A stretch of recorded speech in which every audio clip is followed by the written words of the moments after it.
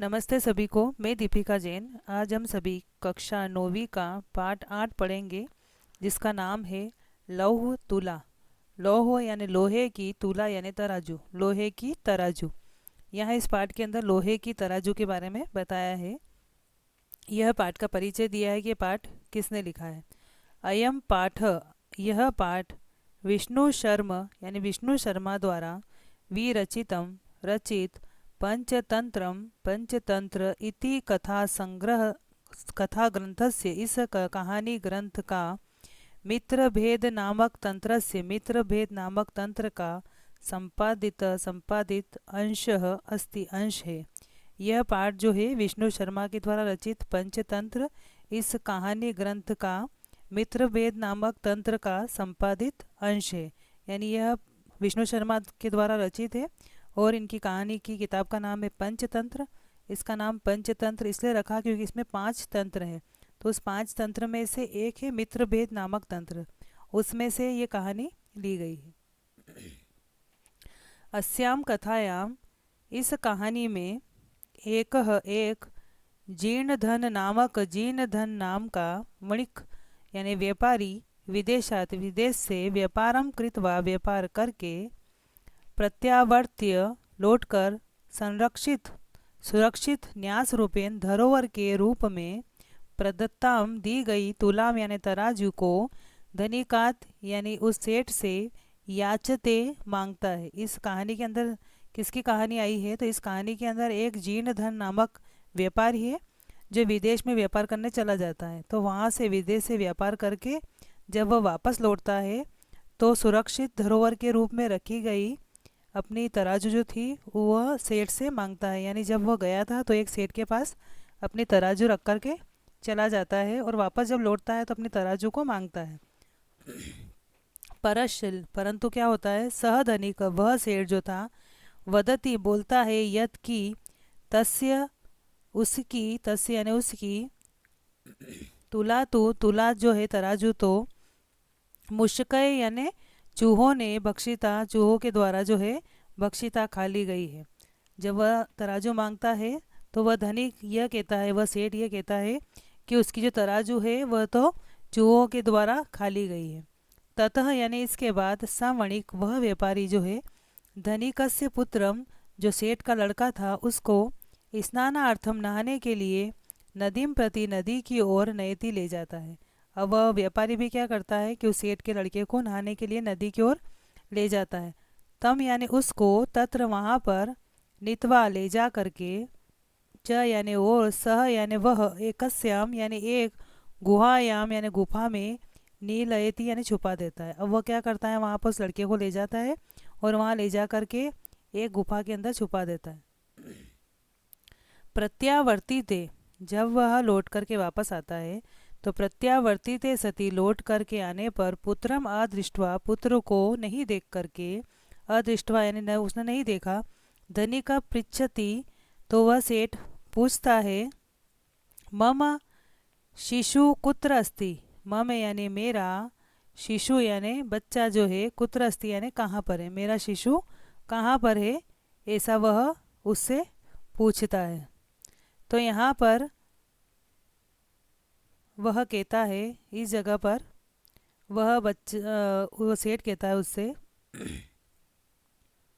सह वदती वह कहता है, यत यानी कि वह कहता है कि, तव यानी तुम्हारा, पुत्र यानी पुत्र, शेनेन शेनेन यानी बाज के द्वारा, अपहृतः यानी अपहरण कर लिया गया है। तुम्हारा जो लड़का है वह तो बाज के द्वारा अपहरण कर लिया गया है। तदा यानी तब, उभौ यानी उन दोनों में, यानी उस सेठ में और व्यापारी में दोनों में, विवादन तो विवाद होता है, तो उन दोनों के विवाद को न्यायालयम प्रति, न्यायालय की ओर, न्यायालय की ओर, प्रति यानी की ओर, गतो वो दोनों ही जाते हैं। उनके उनके बीच में जब विवाद होता है तो दोनों विवाद करते हुए न्यायालय की ओर गए। यत्र यानी वहाँ पर, न्यायाधिकारी न जो न्याय के अधिकारी थे वह क्या करते हैं, न्यायम कृतवंत न्याय करते हैं कि उन दोनों में से कौन सही और कौन गलत, इस प्रकार का वह न्याय करते हैं। अब कहानी में बताया है, आसीत यानी था, कस्मिंचित कस्मिंचित यानी किसी अधिष्ठाने यानी स्थान पर जीर्ण धनो जीर्ण धन नाम यानी नाम का वणिक पुत्र वणिक यानी व्यापारी का लड़का किसी स्थान पर जीर्ण धन नाम का व्यापारी का पुत्र था। स च यानी और स यानी वह विभव विभव का यानी धन की शयात यानी कमी होने के कारण धन की उसके पास में कमी थी। तो विभव यानी धन की क्षय होना यानी कमी होना।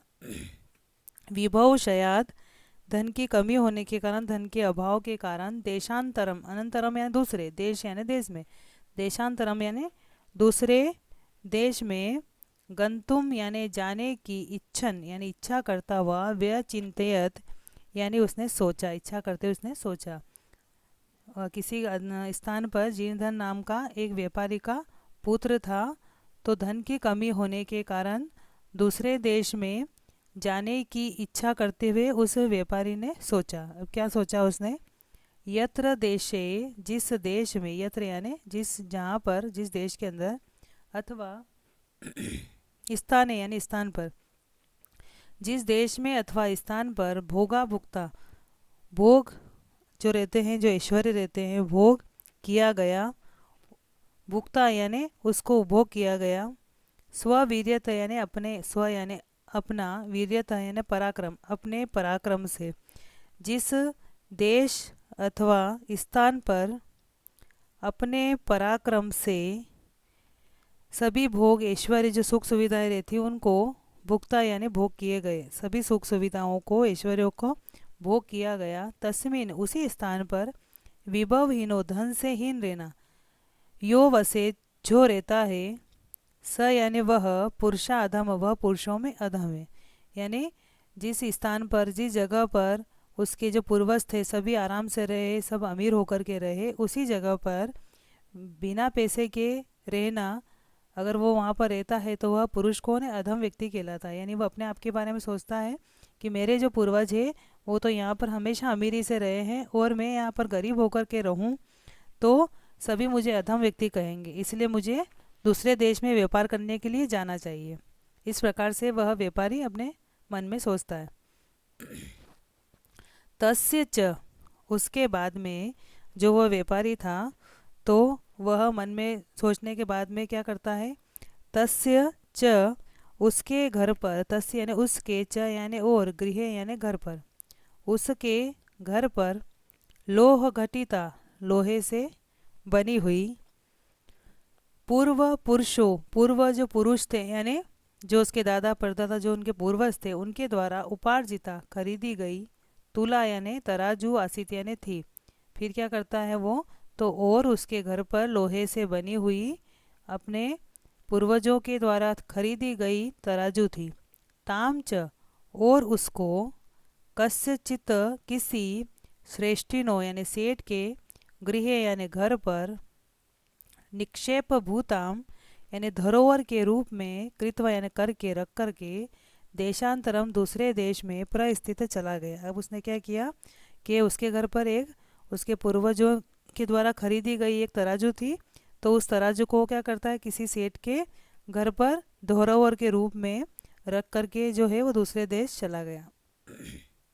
तथा यानी उसके बाद में सुचिरम कालम बहुत समय तक इसके बाद बहुत समय बीत गया तब तक।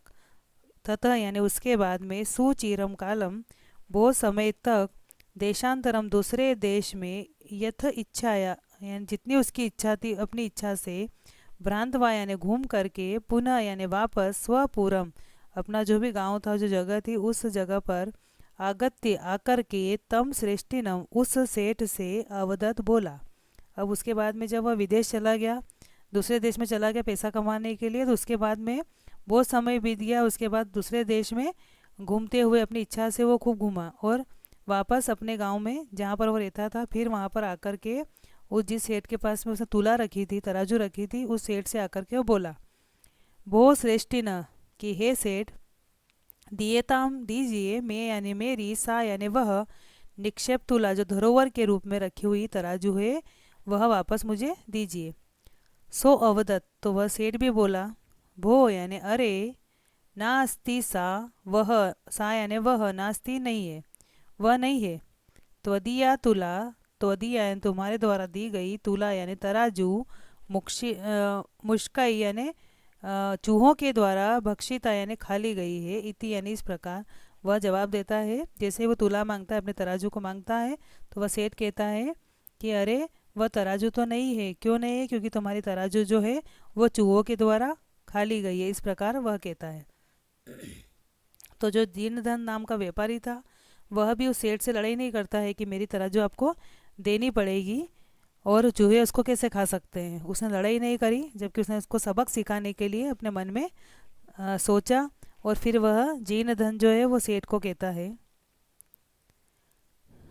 जीर्ण धन, जीर्ण धन अवदत, जीर्ण धन ने कहा, भो श्रेष्ठी न, हे सेठ, नास्ति दोष, दोषस्ते, नास्ति या नहीं है, दोषस्ते यानी दोष है तुम्हारा, तुम्हारा दोष नहीं है।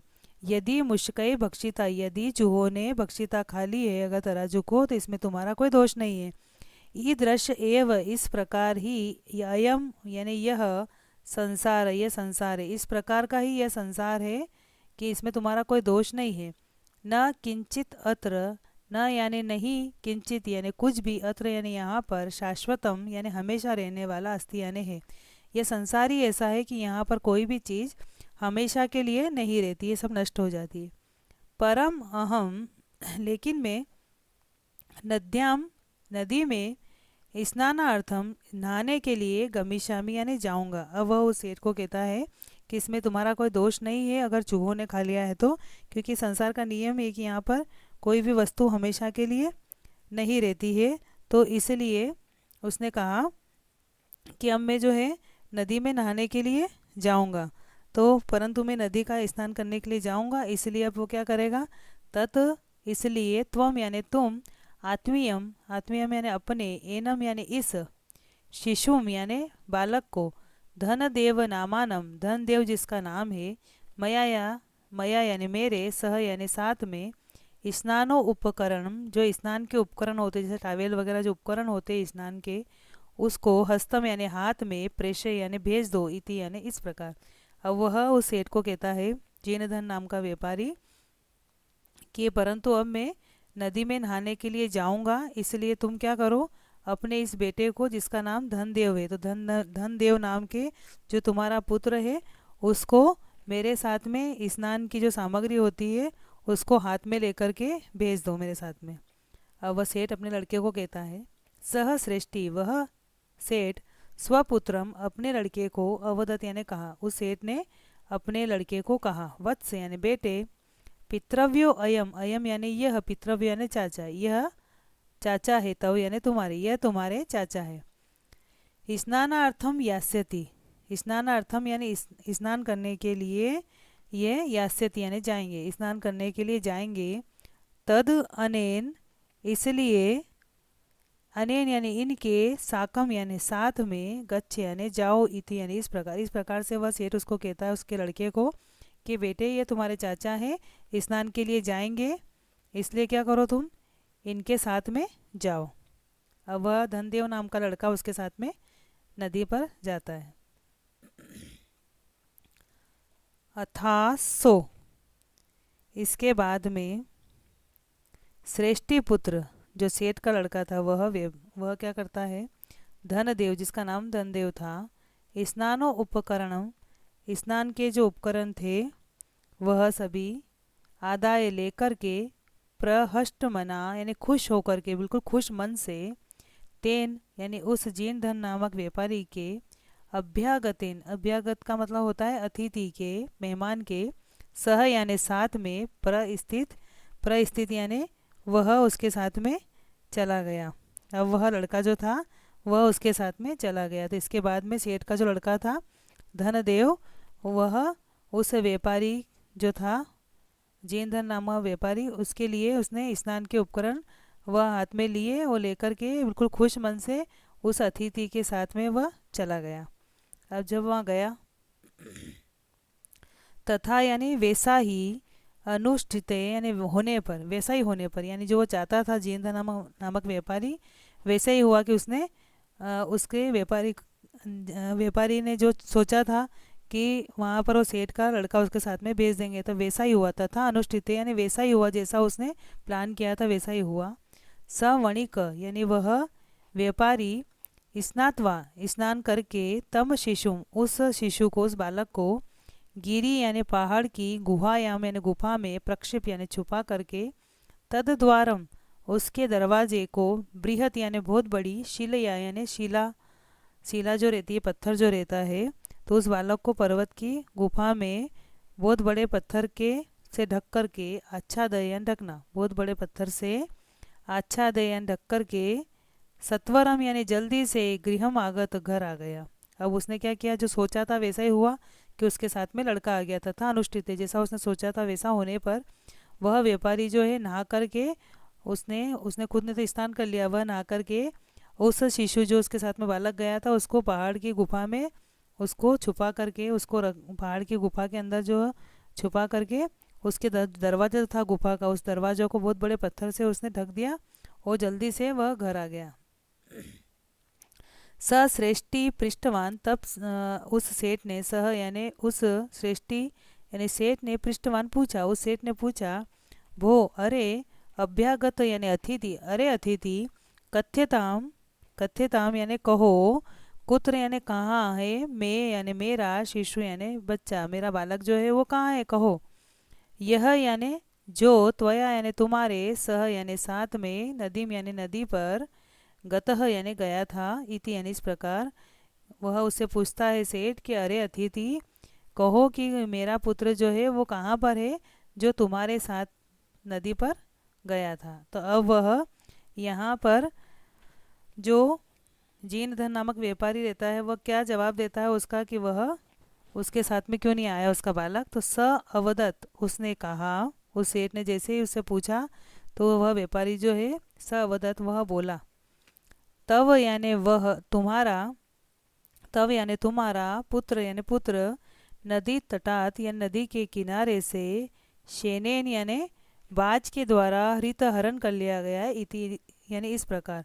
अब वह जीनधन नामक व्यापारी जो है वह बोला कि तुम्हारा जो पुत्र है उस उस पुत्र को जो है नदी के किनारे से बाज के द्वारा हरण कर लिया गया है, नदी के किनारे से तुम्हारा पुत्र बाज के द्वारा अपहरण कर लिया गया है, ऐसा उसने कहा।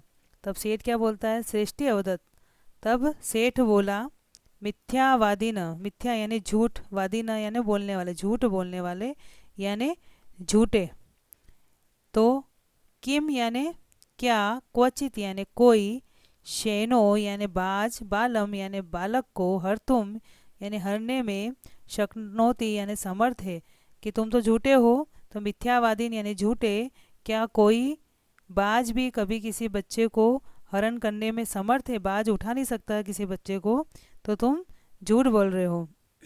तत् समर्पय में सूतम, तत् इसलिए वह उसको कहता है कि इसलिए, तत् यानी इसलिए, समर्पय यानी समर्पित कर दो, मैं सूतम, मैं यानी मेरे, सूतम यानी पुत्र को, बेटे को, अन्यथा नहीं तो, राजकुले राज दरबार जो है उसमें, निवेदिष्यामि निवेदन करूँगा, इति यानी इस प्रकार।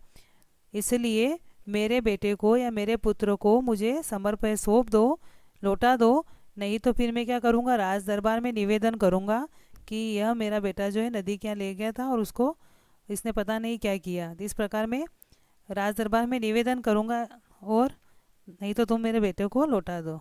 अब वह लौटा था या नहीं लौटा था आगे कहानी में है।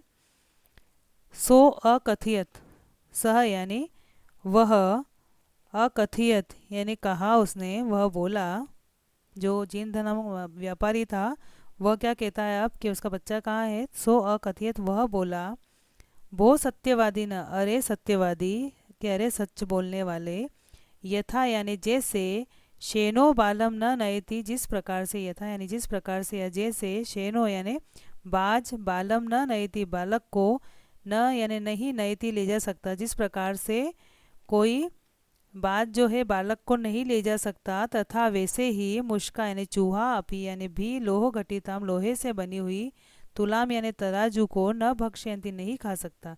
वो उसको जवाब देता है कि अरे सत्यवादी, जिस प्रकार से बाज किसी बालक को ले जा नहीं सकता, उसी प्रकार से लोहे से बनी हुई तराजू को चूहा नहीं खा सकता। तद अर्पय, इसलिए अर्पण कर दो यानी मुझे दे दो, मैं यानी मेरी, तुलाम यानी तराजू, इसलिए मुझे मेरी तराजू लौटा दो। यदि दारकेन, यदि दारकेन का मतलब होता है बच्चा, दारक यानी बेटा या बच्चा जो है, प्रयोजनम यानी चाहते हो, अगर अपने बच्चे को तुम चाहते हो, अपने बच्चे की यदि तुम्हें आवश्यकता है तो मेरी तराजू वापस लौटा दो। दारकेन यानी बालक या बच्चा, प्रयोजनम का अर्थ होता आवश्यकता हो अगर तुम्हें, तो मेरी तराजू को लौटा दो। इति यानी इस प्रकार से वह कहता है कि अरे सत्यवादी, कभी भी जिस प्रकार से कोई बात जो है बालक को ले जा नहीं सकता, उसी प्रकार से लोहे से बनी हुई तराजू को भी चूहा नहीं खा सकता। अगर तुम चाहते हो कि तुम्हारा बच्चा जो है उसकी तुम्हें आवश्यकता है, तो मेरी तराजू को लौटा दो। अब वह सेठ जो है उसकी तराजू लौटाता है या नहीं, तो एवं यानी इस प्रकार से विवद मानो, दोनों ही विवाद करने लग जाते हैं। तो इस प्रकार से दोनों के विवाद को तव यानी दोनों ही, द्वाअपि, तव द्वाअपि, उन दोनों का ही, जो दोनों थे जीर्णधन और जो शेर था, तो इस प्रकार से उन दोनों का झगड़ा होने लग गया। तो इस प्रकार, एवं यानी इस प्रकार से विवद मानो, उनका विवाद हुआ झगड़ा करते हुए, तव द्वाअपि, वो दोनों ही, राजकुलम राज दरबार में गतो यानी गए, वो दोनों ही चले गए। इस प्रकार झगड़ा करते हुए वो दोनों ही राजकुल में राज दरबार में गए। तत्र श्रेष्ठी, वहाँ पर जो सेठ है, तार स्वरेन, वह सेठ जो था ना, वहाँ पर बिल्कुल दुखी होकर के, त्वार स्वरेन अवदत, वह वो दुखी हो गया, व्यापारी सेठ जो था वह दुखी होकर के जोर से बोला। तार स्वरेन यानी बहुत तेजी के स्वर में वह बोला, भो वंचितो अहम, अरे अहम यानी मैं, वंचितो यानी ठगा गया, मैं ठगा गया हूँ। वंचितो अहम, अहम यानी मैं, वंचितो यानी ठगा गया, मैं ठगा गया हूँ, मैं ठगा गया हूँ यानी मुझे धोखा दिया गया है, मुझे धोखा दिया गया, ऐसे वह दुखी होकर के जोर जोर से चिल्लाने लग गया। अब्रह्मण्यम, अब्रह्मण्यम यानी घोर अन्याय है। अब्रह्मण्यम का मतलब होता है घोर अन्याय है। अनेन चोरेन, इस चोर ने, मम शिशु, मेरे शिशु को, अपहृतः चुरा लिया है। इति यानी इस प्रकार से वह वहाँ पर राज दरबार में जोर जोर से बोलने लग जाता है कि मैं ठगा गया हूँ, मैं ठगा गया हूँ, घोर अन्याय है, इस चोर ने मेरे पुत्र को चुरा लिया है।